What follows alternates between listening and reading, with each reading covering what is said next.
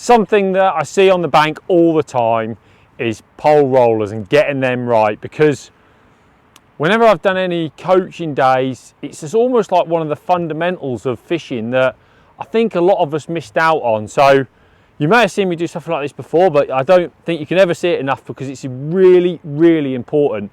Not only because if you've spent a lot of money on your pole, it's most likely to be your most expensive piece of your equipment. You need it secure, you need to not be worried about it, you need to make sure that it's not going to get damaged or broken.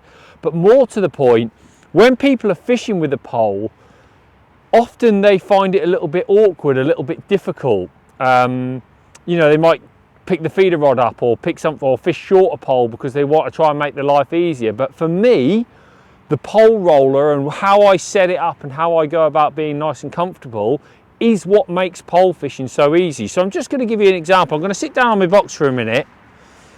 So basically what I'm going to look at today is a one pole roller setup, not a double pole roller setup, just a simple way of fishing with one pole roller. So I'm fishing like 10 meters of pole today. So if I just put a top kit on, to give you an example, when I'm out fishing, and if I'm fishing with the pole in front of myself, this is almost like a standard short pole fishing position. You might choose to fish with your legs slightly across, as long as you've got your elbow nice and straight and everything there, you're good. I often fish like this when I'm fishing, because my pole's nice and light. I can fish like that and just be nice.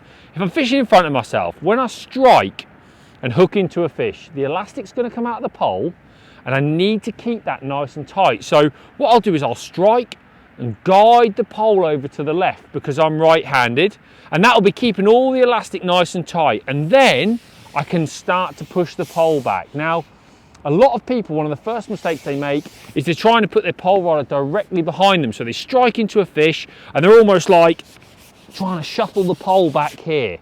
That's not the way to do it, because it's not natural for your body to work like that. It's sore on your shoulders and everything else. So effectively, when you hook your fish, you should be almost thinking about guiding the pole round, and look, naturally as I push it out, I don't even need to look, because my roller is there right behind me. So it'll go back, and I'll obviously break down, net my 10-pound carp, and my pole's nice and safe in my double sock here. If I've broken down twice, that's why the double sock's so great. I like it on the middle leg.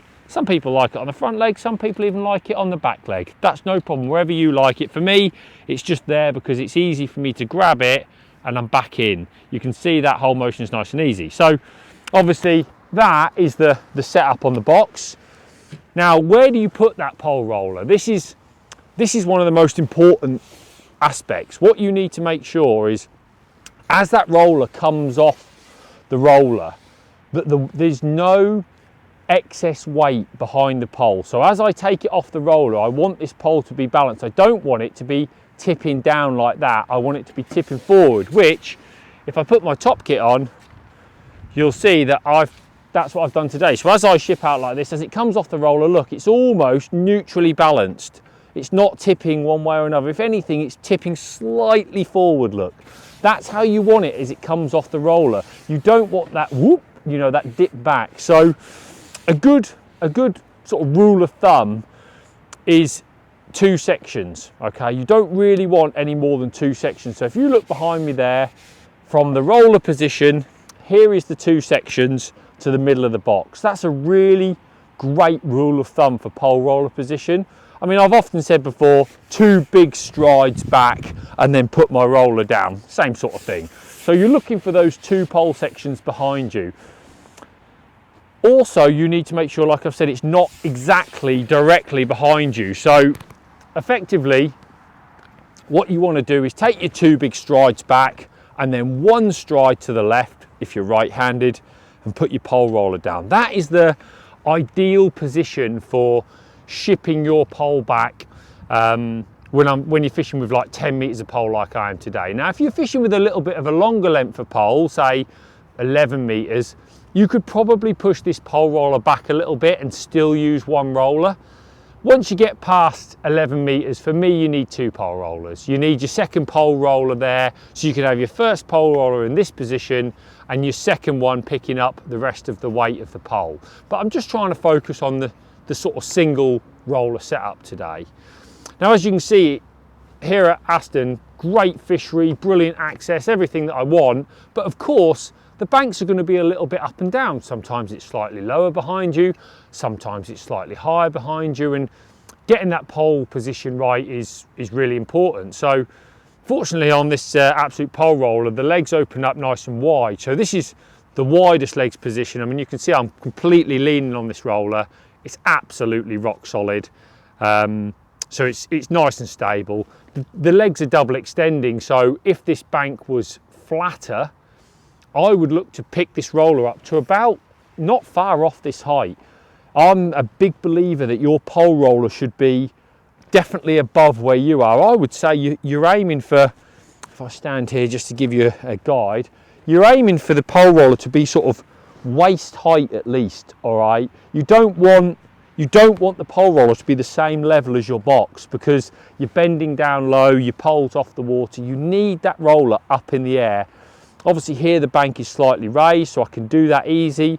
The legs all fold flat. If this was nice and flat, I can put it down here, flat on the ground, no problem at all.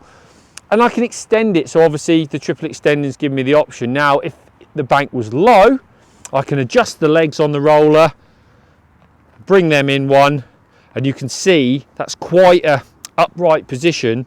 And just as I raise this here, look, double leg, you know, you've got well over 1 meter of extension there on that leg. So if I wanted this roller up really high in the air, I could do it. Or if the bank dropped away quickly, I could do it. Which I think is really important, because as we know, all fisheries are different. Everywhere you go, fishing is different. So you need to make sure you can adjust the legs perfectly, like I have done there. I like the upright position. I know some of you like the slightly in turn position. That's great. I think it's all in your head. If I'm being perfectly honest, that is no way that's blowing out of there ever in a million years, and it just gives me a little bit more space on my pole roller. So for me, I'm an upright guy, but obviously I appreciate if you want that sort of thing just for a double peace of mind. And of course, we have the option to remove the central pole, which I'm going to be silverfish fishing today. I'm not going to be breaking down more than once. I'm literally just going to be shipping this bit of pole back and forth. So I don't need this. I don't need the option of 2 halves. I just want a nice, big, flat pole roller. So when I'm fishing, I can literally strike into my fish, and I'm not even looking. I'm just zooming the pole back every time onto the big roller behind me. And of course, it means I'm more efficient and I can concentrate on the most important thing, which is the wonderful fishing here.